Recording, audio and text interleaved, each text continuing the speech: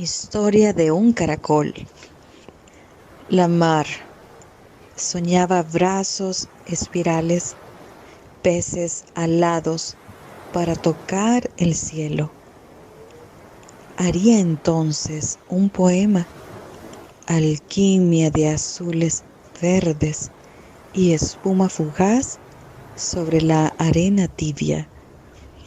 Buscó en las grutas y en los acantilados, reuniendo los sonidos preciosos, y fue su poema un rezo tan sufrido que entre olas y remolinos la mar sangró un caracol. El caracol fue recogido por un artesano que había aprendido de la mar la paciencia, que es el secreto de todo buen tallador. Grabó en él los signos preciosos que los abuelos indicaban en las rocas volcánicas que hablan de las cosas del cielo. El artesano sonó el caracol, deslizando su alma, flotó abarcando valles, cerros y dibujó espirales sobre los volcanes que eran los campanarios de entonces. La mar y los artesanos siguieron soñando por siglos, y los acontecimientos siguieron siendo registrados en las rocas por los talladores y las olas. ¿Verdad? Muchas veces olvidada en este país, en la que vos y yo hemos trabajado en otros espacios, ¿verdad? Para reconocer lo que somos. Y en esta oportunidad la OEA nos pide, en el marco de la celebración de la Semana de los Pueblos Indígenas en América Latina, nos pide que podamos decir para El Salvador qué significado tiene, ¿verdad? Ser indígena, ser de un pueblo indígena. Y sabemos que tú has escrito y has investigado sobre el marco legal de los pueblos indígenas, desde tu identidad indígena, desde tu misión como sacerdote maya y como abogado de los pueblos indígenas. Entonces nos gustaría que nos contés, según tú, cuál es el marco, ¿verdad? O los elementos que contiene ese marco y por qué la importancia de este para la cultura de El Salvador. Sí. Bueno, gracias Juan Carlos. Es un honor estar participando en esta entrevista. Tal vez el camino que ha llevado la normativa relacionada con los pueblos indígenas, en este caso de El Salvador, es muy similar al resto de Mesoamérica en un sentido, ¿verdad? Porque comenzamos desde las famosas bulas papales, donde se determinaba que estas tierras eran res nullium, ¿verdad? Tierra de nadie, y que por tanto podían poseer los imperios, ¿verdad? Que esa es la famosa doctrina del descubrimiento, que todavía es válida en algunos tribunales en diferentes latitudes del mundo, ¿no? Entonces, esa es una, digamos, ahí comenzamos y es el pecado original, ¿verdad? Es el pecado original.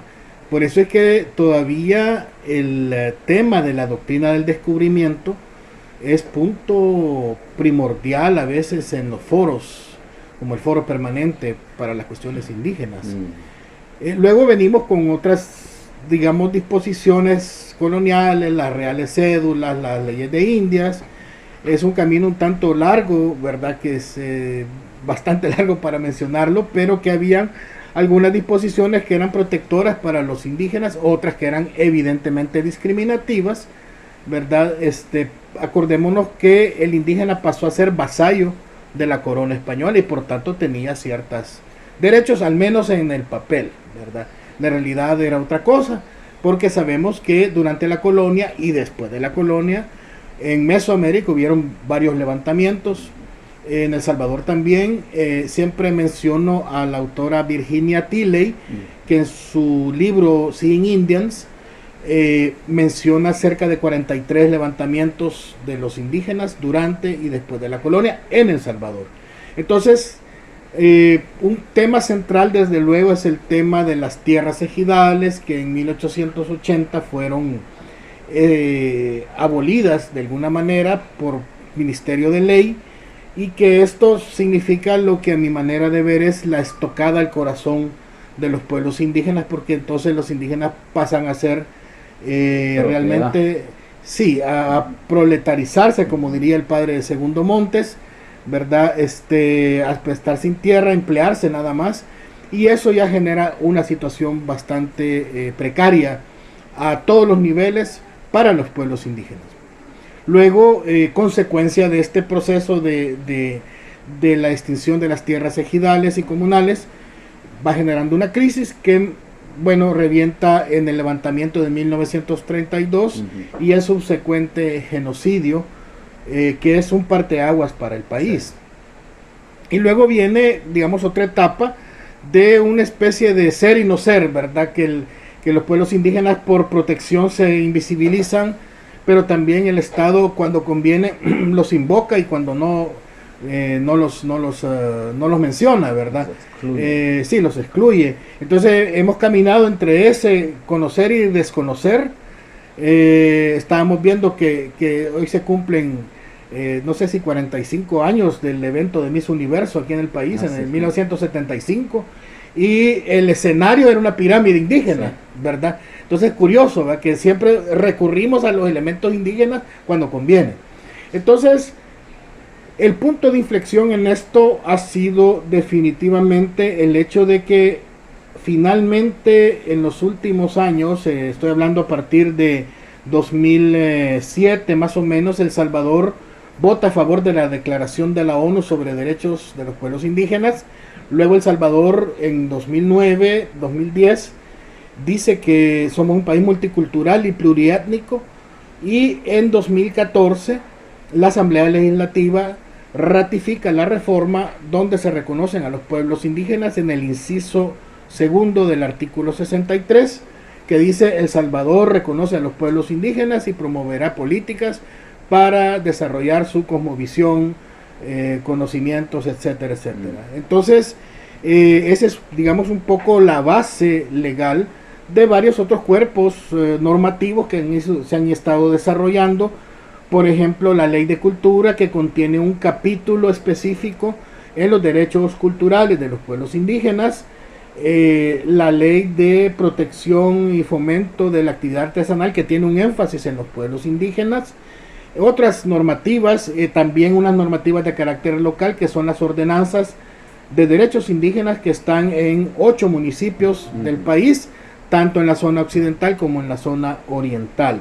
Entonces tenemos un marco que también incluye dentro de esto, en el plan del presente gobierno, que es el Plan Cuscatlán, el desarrollo de diferentes acciones, y esto interesa también la política nacional de pueblos indígenas.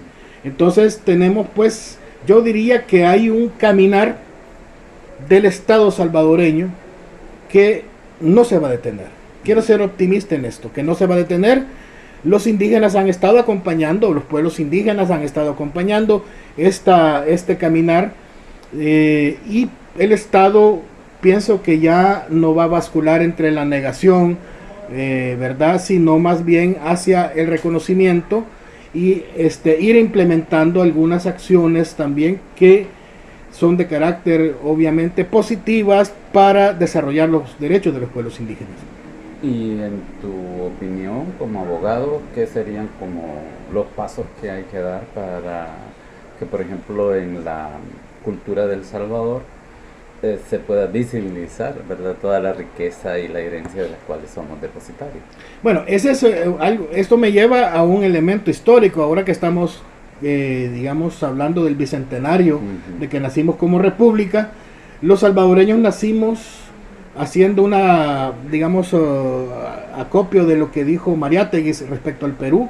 El mayor pecado del Perú, decía, es haber nacido sin el indio y contra el indio. Nosotros igual nacimos sin el indígena, ¿verdad?, y contra el indígena. No lo mencionamos.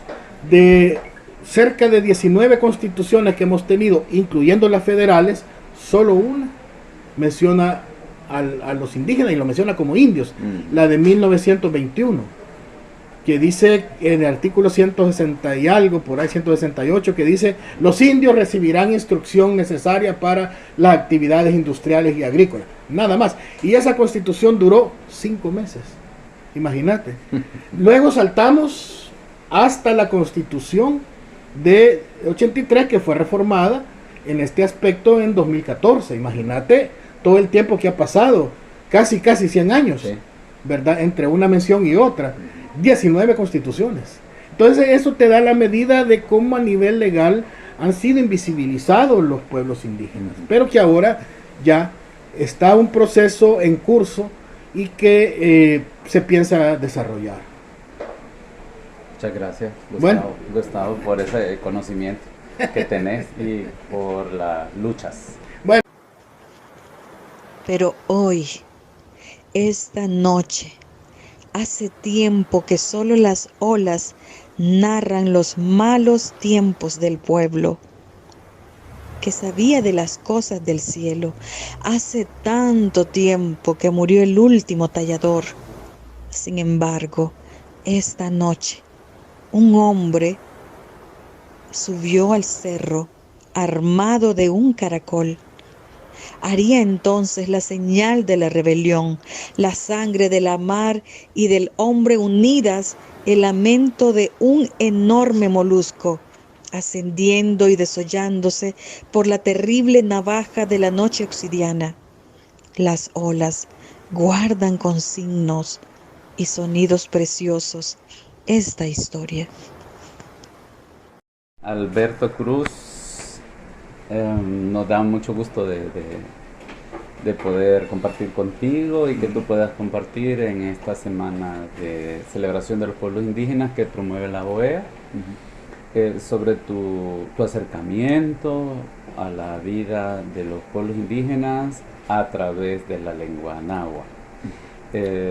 Para mí como salvadoreño es un gustazo no solo tener un compatriota que se interesa por conocer la lengua de nuestros abuelos, sino que también una persona que puede aportar desde un ministerio como este de cultura a la cultura justamente del Salvador. Nos gustaría saber por qué tú te interesas en aprender una lengua que quizás en tu casa no te enseñaron, ¿verdad? ¿De dónde viene eso? Y la importancia que tú le ves para que la salvadoreñidad y el mundo pueda apreciar la herencia que nuestros abuelos nos han dejado. Ok. Bueno, voy a tratar de hacerlo de manera resumida. Hay un par de razones que vienen desde la infancia en relación a mi interés por el náhuatl. La primera es que de pequeño tuve siempre como mucha inquietud en relación a la diversidad étnica y cultural que existe en el mundo, a través de documentales, en la televisión, a través de revistas. Palpaba que habían diferentes identidades en diferentes latitudes y ya me cuestionaba de pequeño cuál era la nuestra. Tomando en cuenta que ya nací acá en la capital y que, digamos, acá, en el contexto en el que yo nazco, vivíamos en Un Salvador, en teoría, totalmente mestizado, ¿no? Y aclaro, en teoría, porque es lo que históricamente se construyó acá, ¿verdad? Con una serie de hechos lamentables, ¿verdad? Hay que decirlo. Se genera la noción de que el salvadoreño desdibuja su identidad y nos volvemos todos mestizos, ¿no? Sin embargo, esto implicaba también de alguna manera invisibilizar identidades que todavía permanecen en algunos territorios y además también obviar elementos identitarios que todavía tenemos con nosotros, ¿no? Entonces, bueno, por una parte esto influenció mi infancia y me despertó el interés. Tras la muerte de mi abuela materna, que fue quien me crió, encuentro en un documento en un acta de nacimiento que ella era originaria de Izalco y que mi bisabuela, es decir, la madre de ella, aparecía ahí identificada como indígena, ¿no? En aquel entonces en El Salvador era muy de etiquetar, ¿verdad? De acuerdo a tus orígenes, ya como que nacías con un sello, con una marca, ¿no? Entonces si eras mulato, si eras sambo, si eras indígena o indio, como se pudo haber denominado en diferentes momentos. Entonces ya me di cuenta que había una parte de mi origen que venía de por allá. Ya en mi juventud descubrí que tenía alguna facilidad con aprender idiomas. Viajando por ahí aprendí inglés sin haber ido nunca a clase, ¿verdad? Entonces luego empecé también por algún contacto con gente de Alemania, empecé también a masticar un poquito el alemán.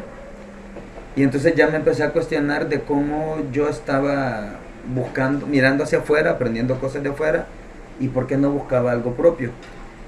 Investigando y recordando el origen de mi abuela de Izalco, caía cuenta de que la lengua que ahí se hablaba era el náhuatl. Y, ojo, hago la aclaración, yo creía que era una lengua que se hablaba.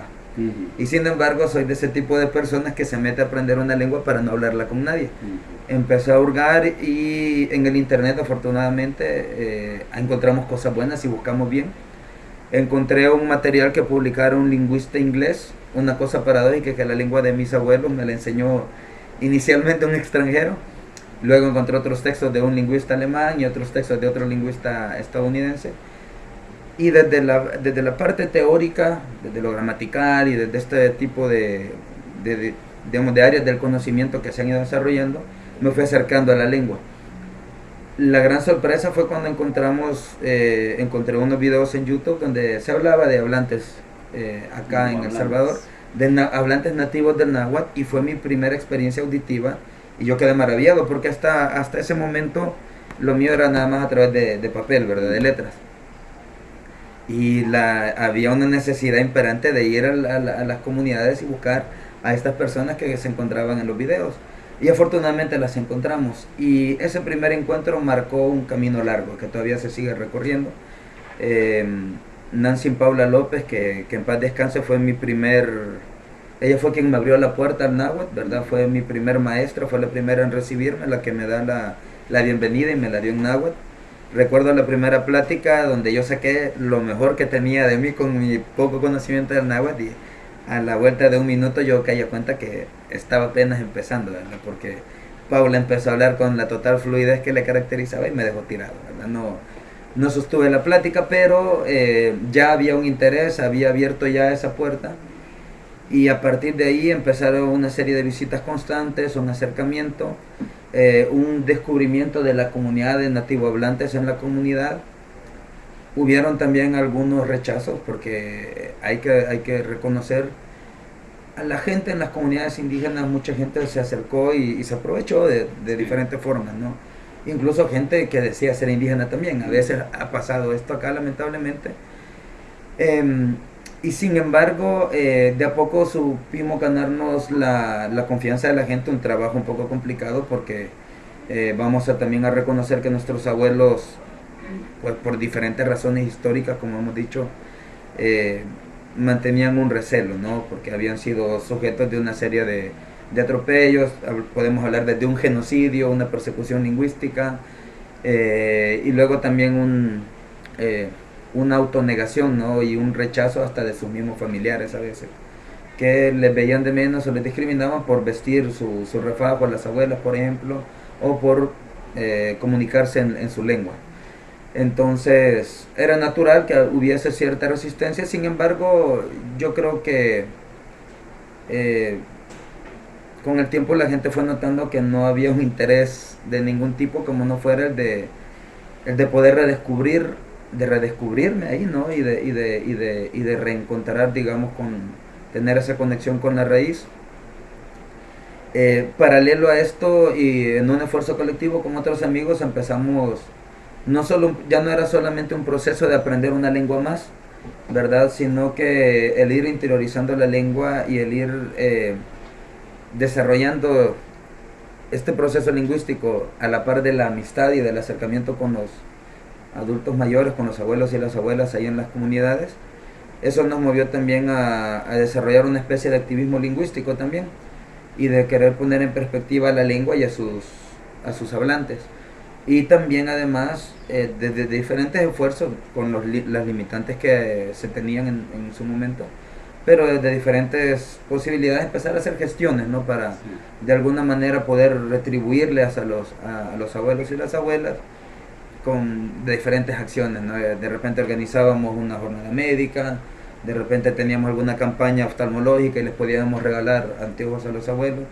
Y tocábamos puertas, nos gestionábamos, incluso con este mismo departamento en algún momento se habrán coordinado algunas acciones, y también con otras instancias, instituciones, fundaciones y con gente que apoyaba voluntariamente. Y empezamos a mover y a hacer cosas para los y las abuelas. Y eso, digamos, fue un camino que ya no se detuvo, ¿verdad? Y que seguimos caminando todavía. Creo que una de las experiencias que han marcado más mi vida innegablemente ha sido el acercamiento al náhuatl.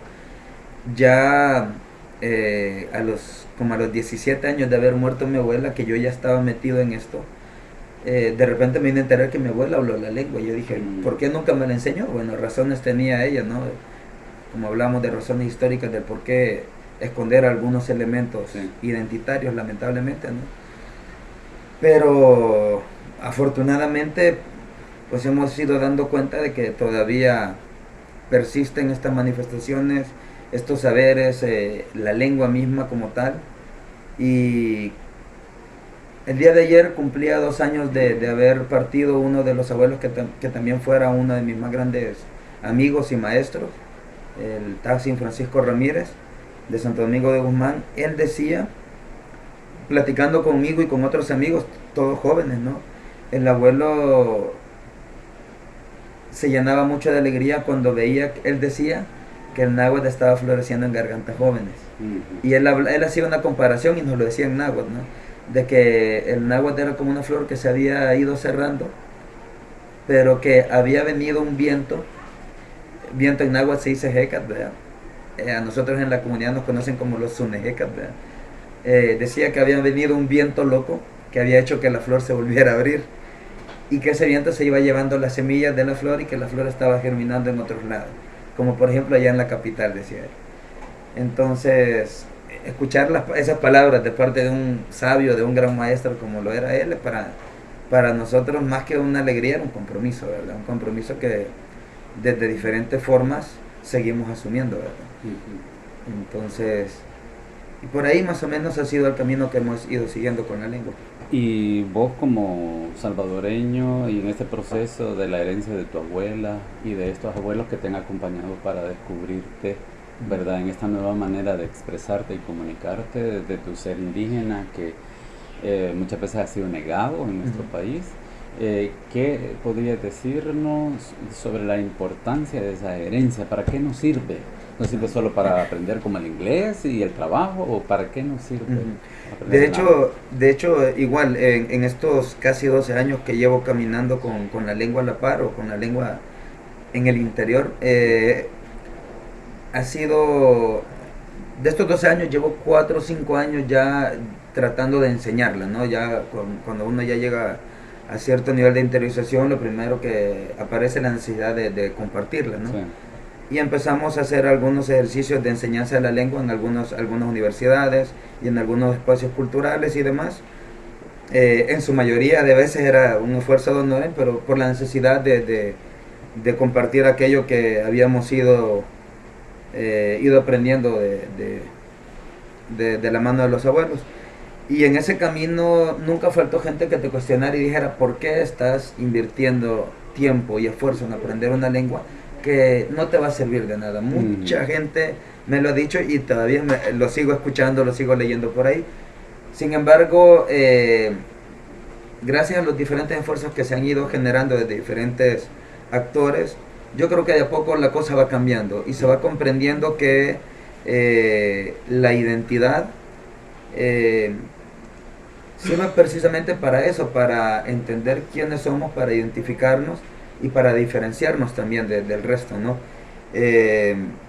Yo sé que con lenguas como con el inglés yo puedo decirle hello a todo el mundo, ¿no? O sea, puedo decirle hola a todo el mundo. Pero con el náhuatl yo le puedo decir al mundo de dónde soy y quién soy, ¿verdad? Entonces, para mí ahí radica la importancia, el hecho de haberme acercado a la lengua y de empezar a comprender el universo desde la lengua, desde el pensamiento náhuatl. Yo creo que ahora puedo comprenderme mejor a mí mismo y puedo comprender mejor a las diferentes identidades que de las cuales somos partes en este territorio pequeño llamado El Salvador. Y quisiera despedirte en náhuatl y saludar a este espacio de otros pueblos que estamos celebrando nuestra identidad indígena. Tesquia, naja ni nasquia, ni metzintas palolía muchi, y ni tanesto que palnetestechan metzali, ni nanemi paltiyultaguet se pampagasti tehemet, guan taitik negit palnetestechan, nemi palticenteguiti, tsempa, paltiané, tiguele tienes nemit yek. Padiush. Padiush a vos.